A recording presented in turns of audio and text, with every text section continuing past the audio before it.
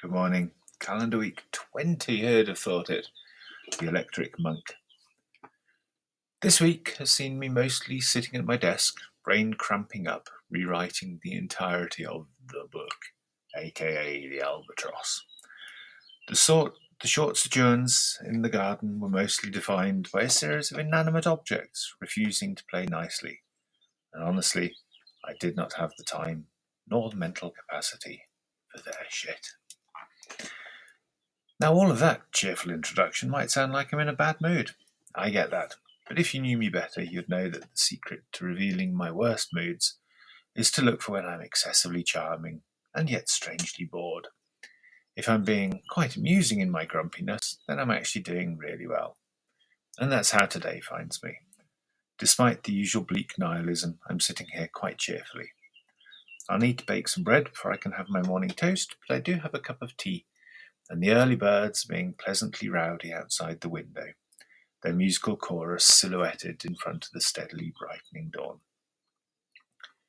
The first 2 weeks of May augur the growing year in front.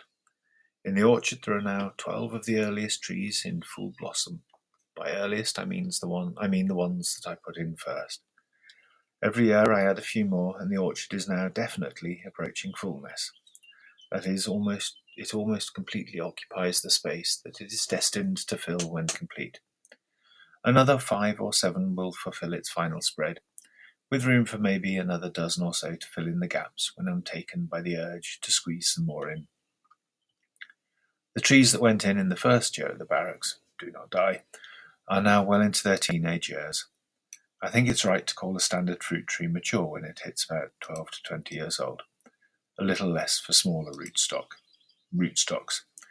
It's a sobriquet applied when they have achieved the majority of their vertical height, I think. Anyway, the oldest fruit trees at the barracks, planted by this pirate, are getting close now, and they are looking resplendent in their displays. What has happened about half of the springs has been an early blossoming, and then in the middle of the May either a hard frost killing the flowers, or a particularly torrential downpour knocking them all to the ground.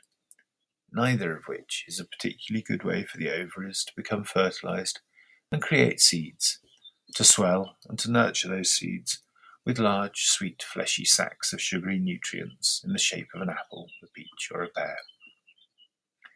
This year the blossoms are spectacular, and so far we've had some consistent light rain, good, warm nights and very pleasant evenings, very good, and plenty of bees and wasps and sawflies and butterflies and moths all fluttering around doing excellent pollinating work.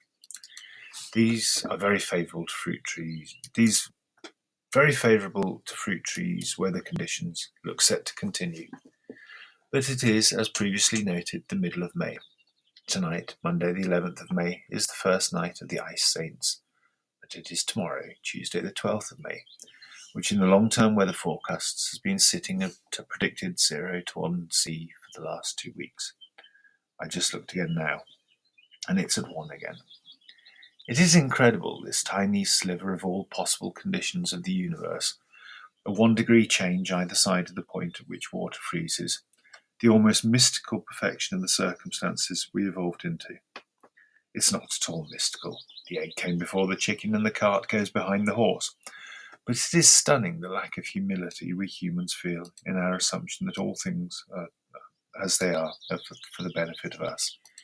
And if we choose to alter them, it is consequence-free. It is not. In a similar vein, I was thinking once more about AI. I think I'm now pretty sure it's not really going to have any benefits for humanity at all.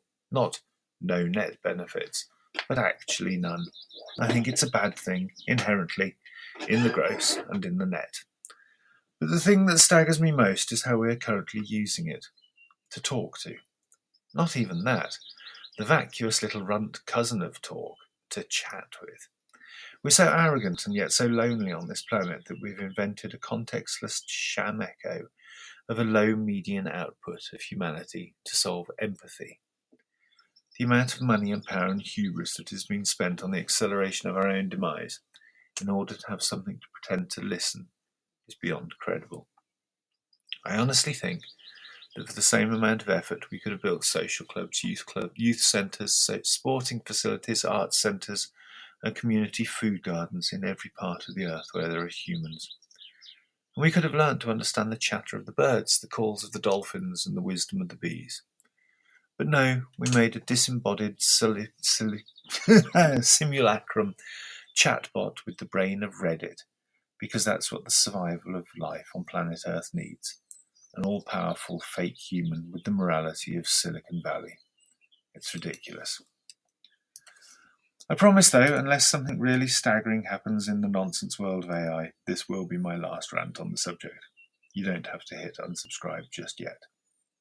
The garden is looking nice, and I've been eating a lot of asparagus.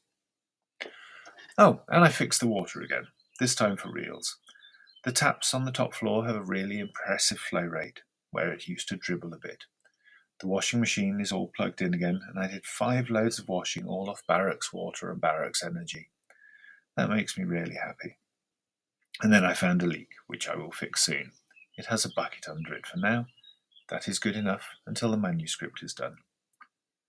Finally, I saw my first fantastic Mr. Fox on sight.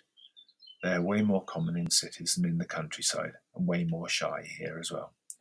He didn't see me, which is probably for the best. I will see all of you next time, though. What a link. Much love, your loving Pirate Ben. XO, XO.